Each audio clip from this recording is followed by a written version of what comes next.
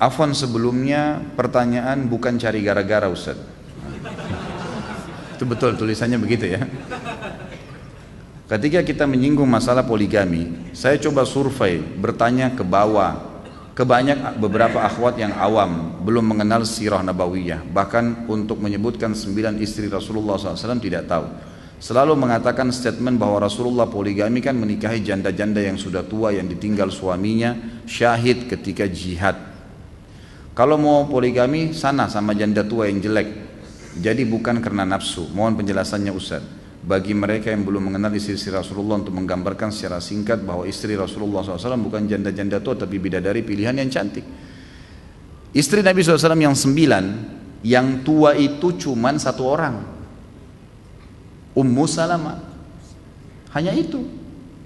Yang lain semua tidak tua, gitu kan? Janda yang masih muda, Hafsah masih muda, Sofia masih muda, Juwairiyah masih muda, Maria Kiptia masih muda, semuanya masih muda itu. Umur-umurnya tidak jauh dari Aisyah radhiyallahu anha. Memang tidak ada secara detail disebutkan, tapi umur mereka pada saat menikah dengan Nabi SAW semuanya di bawah 30 tahun, semuanya. Aisyah saja yang lebih paling muda gitu kan. Cuma Aisyah radhiyallahu anha satu-satunya wanita perawan yang dinikahi oleh Nabi SAW. Memang begitu.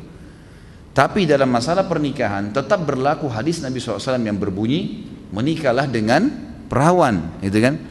Karena dia akan lebih bisa masuk dalam kehidupanmu. Tentu banyak riwayat menjelaskan masalah ini. Anda bisa kembali ke buku yang saya pernah bawain, Mahkota Pengantin, gitu kan? Cuma saya sudah sering bahasakan, ikhwani dan akhwat, teman-teman laki-laki di sini, poligami itu adalah tingkat tertinggi level dalam pernikahan. Kalau kita mau melakukan poligami, dari sekarang dirancang, diprogramkan memang 3 tahun lagi saya akan poligami.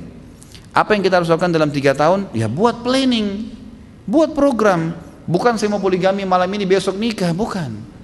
Salah itu, gitu kan? Jangankan mau poligami, menikah dengan istri yang pertama saja tetap butuh planning. Beda orang yang merancang pernikahannya dengan orang yang belum, gitu kan? Kalau dia sudah rancang sebelumnya, 3 tahun lagi saya mau nikah, sekarang sudah mulai pikir bagaimana ada tempat tinggal sendiri, mulai ada kendaraan sendiri, pendapatan nanti kalau menikah begini, sudah ada rancangannya, kan gitu.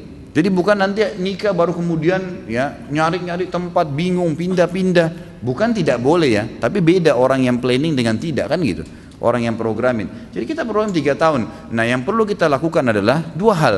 Persiapan diri kita dan persiapan si istri.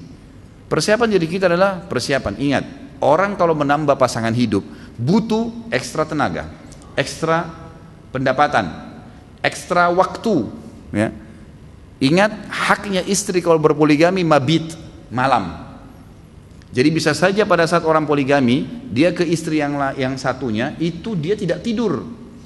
Bisa saja. Besok dia mau kerja nih, itu konsekuensinya. Karena haknya si perempuan, dia mau diajak tidur, mau diajak ngobrol, mau itu haknya dia, nggak bisa mabit. Dan nafkah itu 2 hal nggak bisa dibantah, harus ini, gitu kan? Kecuali dia memang yang tanazul, udah nggak apa-apa malam ini nggak datang ke saya misalnya, itu haknya dia, nggak bisa. Itu ekstra semua, ekstra waktu, ekstra biaya, ekstra kekuatan fisik, ekstra. Jadi kalau antum laki-laki ini terbiasa dengan tidur yang banyak, itu susah poligami itu, nggak bisa. Emang nggak bisa, susah. Karena nanti akan susah, nanti kita kondisi capek gitu, nggak mungkin, gitu kan? Sisi yang lain, kita persiapkan juga istri dipersiapkan, berikan bekal-bekal buku agama, berikan pemahaman tentang agama, sehingga keimanan dia juga bisa seimbang sampai pada level itu nanti. Seperti saya jelaskan kemarin, kalau target kita angka 10, maka kalau kita nggak capek angka 10, kita minimal 9 dan 8. 3 tahun lagi itu sudah mendekati kunci kesuksesan. Akan bisa insya Allah. Akan bisa, asal diplanningkan, diprogramin. Ini bukan asal jalan gitu kan. Tapi memang kita punya program. Sama begini, kalau kita kerja di kantor, jabatan yang sama, pendapatan yang sama, tapi ditambah job kerjaan. Gitu loh. Itu orang berumah tangga lagi. Karena dia tambah. Kalau antum siap, silahkan jalankan. Gitu kan? Silahkan, tapi ingat, jangan menambah job kerjaan ekstra, kerjaan pokok ditinggalkan, nggak boleh. Ada orang banyak subhanallah ikhwah gitu, asal ini kan poligami Islam perintahin, kalau kau tidak terima terserah. Bukan itu. Itu boleh dibahasakan kalau dia menolak mentah-mentah poligami, tidak mau, itu bukan agama misalnya, itu lain, kita jelasin sama dia, nggak boleh dia nolak, itu kan hukum agama, nggak boleh. Kemarin subhanallah ada yang tanya kepada saya di Wisol waktu saya live Ahad kemarin, judulnya Anda Bertanya Kami Menjawab, setiap Ahad malam alhamdulillah saya tampil jam 8 sampai jam 10. Ada satu ibu tanya, Ustaz, bolehkah saya minta cerai karena suami saya poligami? Itu setengah jam saya bicara masalah poligami. Nggak boleh ibu minta cerai, dengan alasan apa minta cerai? Apakah suami ibu melakukan perbuatan yang haram? Kalau kita masih SD, nggak ngerti pelajaran orang kuliah, jangan kita bilang, oh saya nggak ngerti, udah tidak usah dipelajari. Enggak, kita belajar, berusaha sampai kita nanti memahami di tingkat kuliah itu, gitu kan? Jadi kita lakukan itu untuk nasihat wanita, dia nggak boleh nolak. Si laki-laki harus punya persiapan, dia harus bisa bagaimana antum bisa meyakinkan si istri ini supaya bisa nerima. Jangan bilang istri saya susah, enggak, pasti akan bisa, gitu kan? Dengan cara didoakan, dikasihkan bekal-bekal ilmu. Apa yang membuat dia ragu kira-kira? Dia merasa nanti kurang kasih sayang, kurang perhatian, ya berikan keamanan di situ. Berikan keamanan, tidak akan ada perubahan, tidak akan, memang betul, dan tunjukkan komitmen sebagai laki-laki memang tidak berubah. Memang begitu. Baru bisa, gitu kan? Insya Allah. Dan saya beritahukan begini, kalau misalnya Anda laki-laki ini sudah niat memang, insya Allah, niatnya bukan karena mau pamer, bukan karena berbangga-bangga saya punya sekian istri, niatnya karena sunnah Nabi SAW, dan sudah diplanningkan, Allah mudahin.